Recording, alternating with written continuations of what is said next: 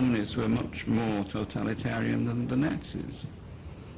The experience of that communist totalitarian control was to render individuals helpless.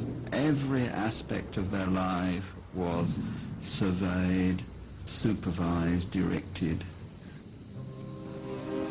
If you lived under communism in Poland in the 50s and the 60s, there was greyness everywhere. There were half-truths everywhere. There were lies everywhere. Everything you ever read was full of them. And I don't mean just falsifications, but fundamental, deep, nonsensical lies. And you were surrounded, in fact, by lies and nonsense. This gave the great spiritual truths tremendous importance.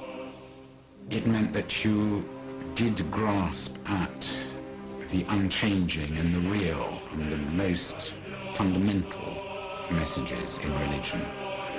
You wanted the truth, the unadulterated, brutal truth, because you had up to here of bending the truth and double standards of every sort. You'd had it at school, you had it in public life, you had it out in the open, you had it in films, you had it in the media, in politics, it was everywhere. And I think that that is why he finds it both necessary and easy to hit out with those absolutes.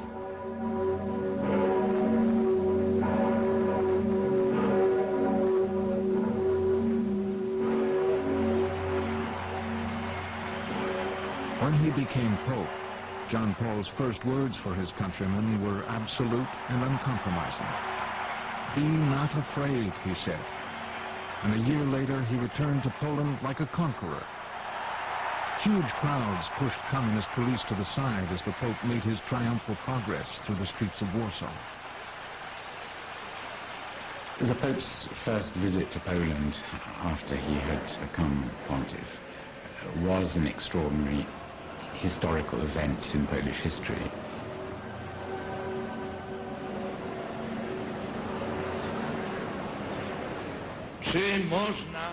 There was a moment when I felt that I understood what it was that he was doing to people.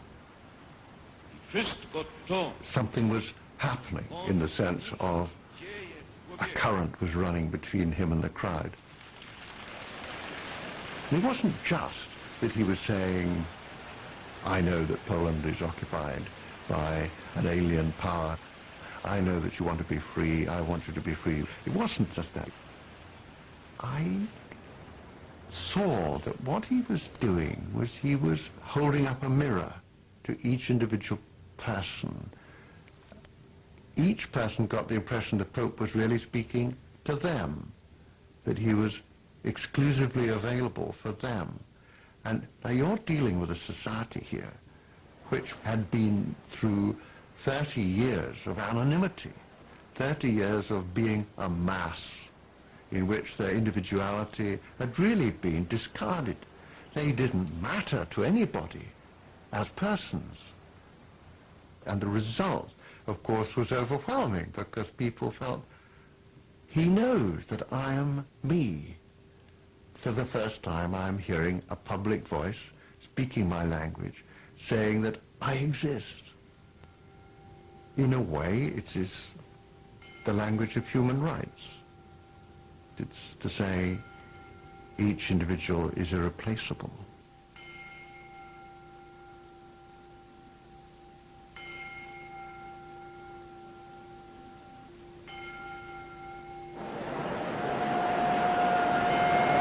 He suddenly turned up amongst these people and said, "Look, don't be afraid." And they just looked at each other, and there were so many people there. And suddenly, people stopped being afraid. It was like the beginning of the end of the Roman Empire. It was like the pinprick that burst the bubble. After that, there was nothing that could be done, and that gave the strength for solidarity and for the destruction of the whole communist system.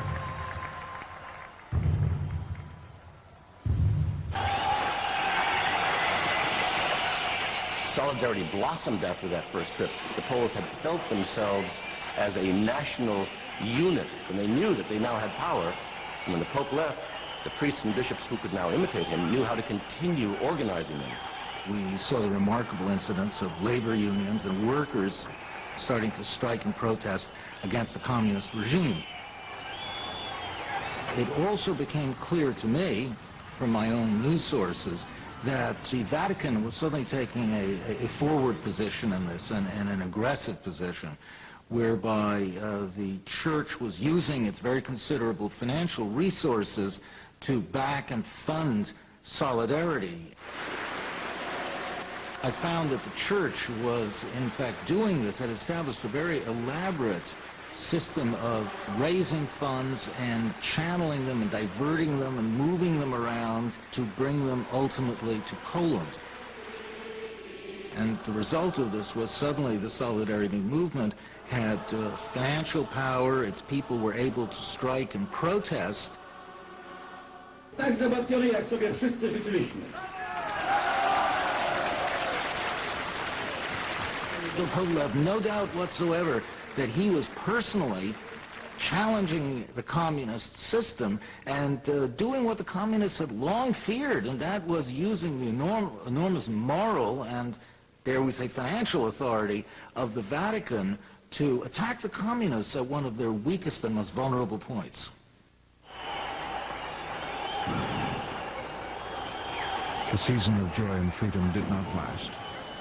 In December 1981, General Jaruzelski, the head of the Polish Communist Party, ordered tanks and soldiers to move on his own people. It's difficult to convey to someone who hasn't lived through the time the grim reality of martial law. When people were put in prison, when hundreds of people were interned, when there were tanks and armored vehicles posted on almost every street corner.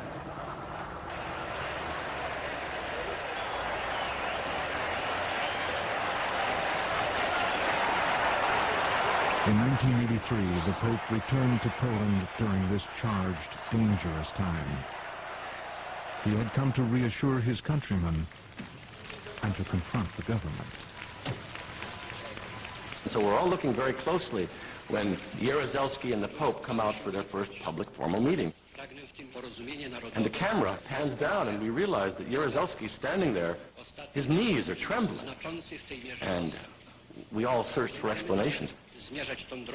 Jaruzelski himself ultimately said those were the classic cliched trembling knees in front of something I knew was extremely powerful. The Pope had this kind of authenticity of nationhood, so that even Jaruzelski himself was put on notice that he was in front of the master.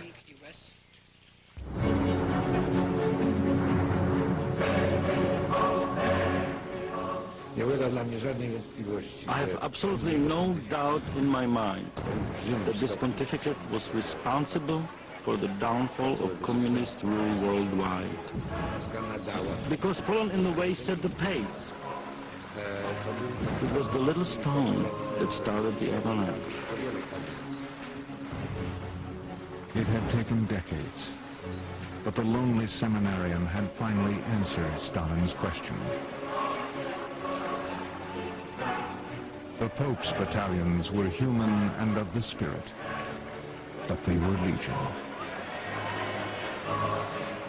But John Paul's victory would not last. With the fall of communism, Poland, his heroic country, his Christ of nations, would change.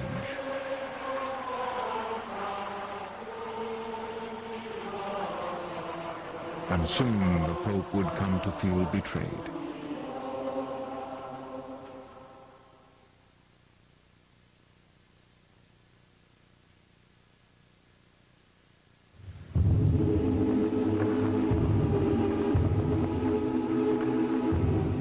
When the Pope went to Central America, we asked him on some of those trips, flying in to these countries, what about liberation theology? And he'd get very stern, and he would say, it depends on whose liberation theology.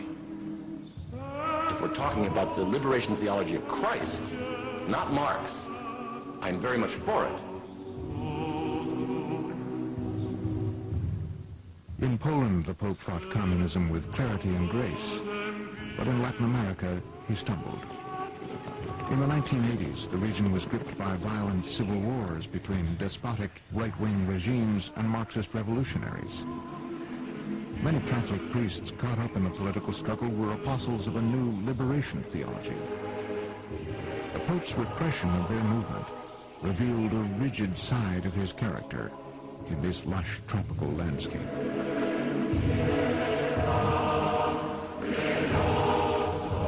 The first confrontation came early in his papacy with the embattled Archbishop of El Salvador, Oscar Romero.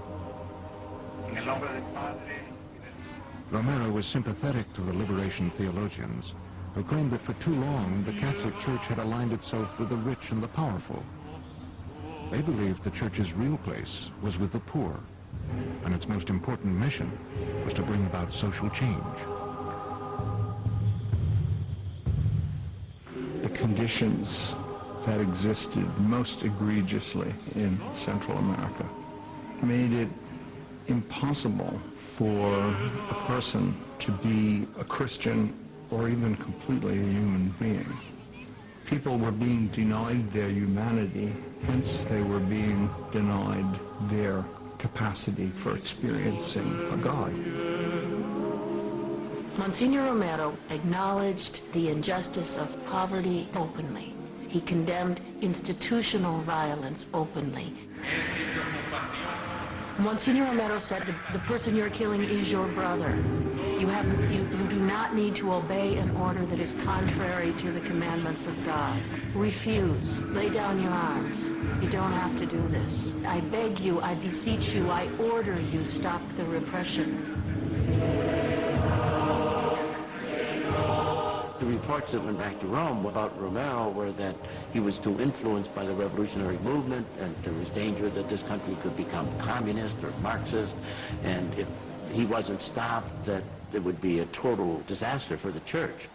Archbishop Romero did not accept that interpretation of the whole movement. He saw it really as the poor rising up to try to change their lives in order to be freed of the oppression and the injustice that they were suffering from. But the other bishops denounced him to Rome. When Romero went to the Vatican for his meeting with the Pope, he was forced to wait many days before he was received, because the Vatican didn't want him to speak to the Pope, and this caused him a great deal of pain. Yo lo vi en estado de shock. I saw him in a state of shock. The first thing that he said to me was, help me to understand why I've been treated by the Holy Father in the way that